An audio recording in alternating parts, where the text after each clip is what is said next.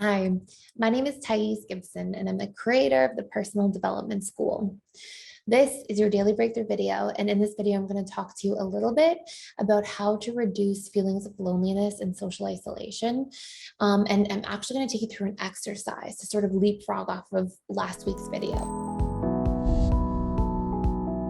So, as you guys know, on Mondays, we put out sort of mental, emotional well-being videos that have to do with the different ways that our lives have been affected over the last 18 or so months. And I want to create a lot of resources here for you guys on the mental, emotional side, because I think that there's a complete lack of this stuff being talked about. Like, if we really look into it, there's been a huge increase in deaths by domestic violence, suicide, drug overdoses, alcoholism, just so many different things. And I really want us to have a discussion about this stuff on this channel, and for us to be able to come up with different resources, different things we need, really noticing the impact of some of the things that are taking place, and for you guys to be able to share in the comments any resources you need that I can support you with during this time, because, it sort of looks like there's going to be more to come, and that there's more, sort of happenings taking place for this winter. And I think just when everybody thought maybe this is over,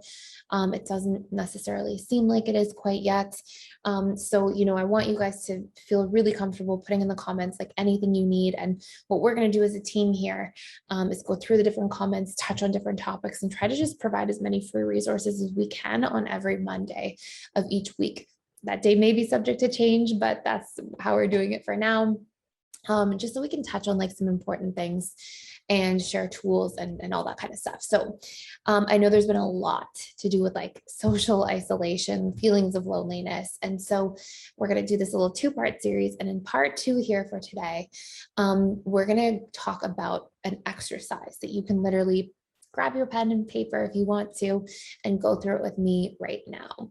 So the first thing to remember is that when we have the form of the way we want to get our needs met change, because our preferred form and the way our subconscious mind is programmed in and comfortable getting its needs met has shifted.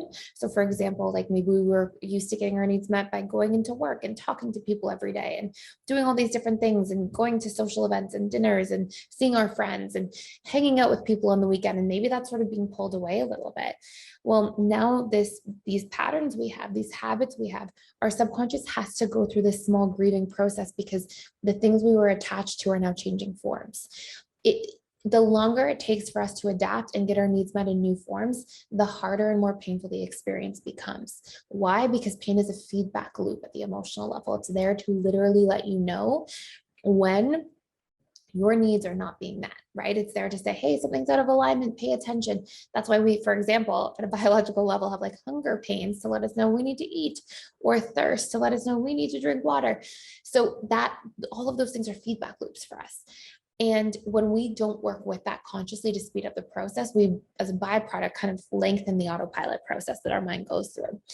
So one of the first things to recognize is that when we want to have more connection, we have to intentionally change forms. We have to look for like how we can get our needs met in different forms. And that usually means more vulnerability, more internet calls, more depth in our conversations, more presence and active listening. Like we have to intentionally, consciously choose those things so that we can adapt. And what we also have to do is realize that quality of connection will always trump quantity of connection.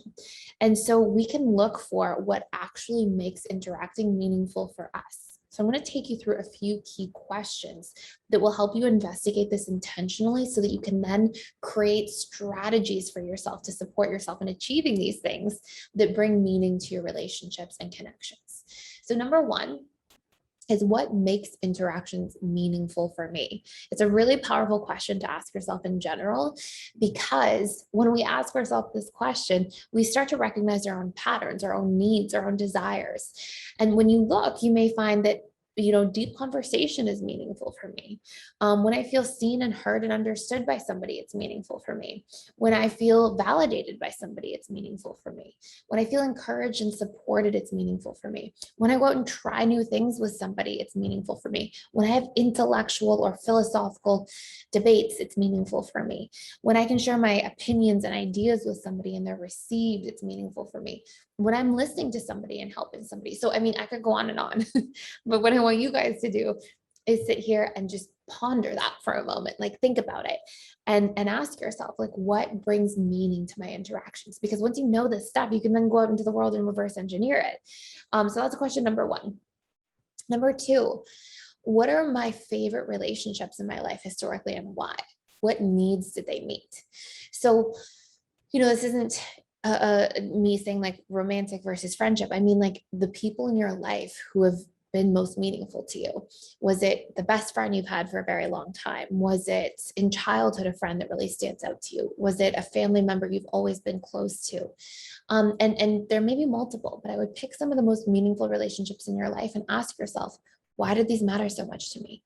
What needs are being met in this interaction that I can recognize are important to me to advocate for, to communicate about in my life on a daily basis to others? Because if you know, for example, your top 5 needs and what they are for closeness and relationships, then that's going to close the gap. If you have physical distance between yourself and somebody else, you can go out there and you can have conversations and ask for your needs to be met. They close that physical distance through emotional connection, through intellectual connection. And again, like sometimes we actually just want physical connection too. Like we want to hug, or we want to be cuddled, or we want to hold hands, or even have sex, or whatever it might be. But we are here to make sure that we are equipping ourselves in the best way possible to get our needs met if the world shakes up the form that we're comfortable. Sorry, I just smashed my table. If we're in a position where we're getting this form taken away that is preferred. Okay. And yeah, so the next one. So write out the needs, see what needs come to mind, take some time to do it. And this is going to show you a little bit about your needs and relationships in general. And then number 3 is, who do I show up as in those relationships? Because relationships and the needs they meet are not just about like, does the person actively meet your needs? It also has to do with how you show up, the traits that you express in those relationship and interactions with other people. And it says something about things that are important for you to feel, to express, to believe about yourself on a regular basis. And it will give you more insight into yourself that way. Next question is, when I feel most fulfilled in my relationships, who am I being and what traits are present within me? So just sort of a leapfrog off of that last question. And what traits and qualities are most meaningful to me from outside of me? So what traits and qualities inspire me most in others, are most important for me to be around? Do I look up to? Do I admire? And what needs do I deeply desire to receive from others in relationships around me? So take some time with all those questions. I know there's quite a few. Feel free to pause, but this will give you insight. And then your next steps are going to be, how do I reverse engineer these things? How do I talk about my needs more in my life? How do I consciously choose to spend my time around people and interacting with people that bring up these needs, or that have these traits, or bring out these traits in me? How do I nurture these traits more within myself and express them more often if they're important and valuable to me and make me feel good? For example, you may find that I'm a good listener and that makes me feel really good. I'm like in my element when I'm listening. And so then you want to be around people who value that like active listening gift that you have. So this is what you're doing, and it gives you insight into yourself, into your patterns, into your needs, into your desires, into your traits, and into your relationships. And remember, the more information we have, the more quality of connection we can have between ourselves and others. The more quality is absolutely correlated, and research shows this like very conclusively, with less feelings of loneliness. So hopefully this all makes a whole lot of sense. We have a really in-depth course, as I was mentioning before, literally called The Science of Connection and Reprogramming Loneliness, or something like that. I'll put a link in the description box below to that course, as well as a link to the 7-day free trial, which allows you, if you type in on the dashboard, if you go to the Personal Development School loneliness, you'll see it's the loneliness course. It has some other keywords in there, but check it out. If you want to do a deeper dive, you can check it out for free for 7 days. I really hope you enjoy.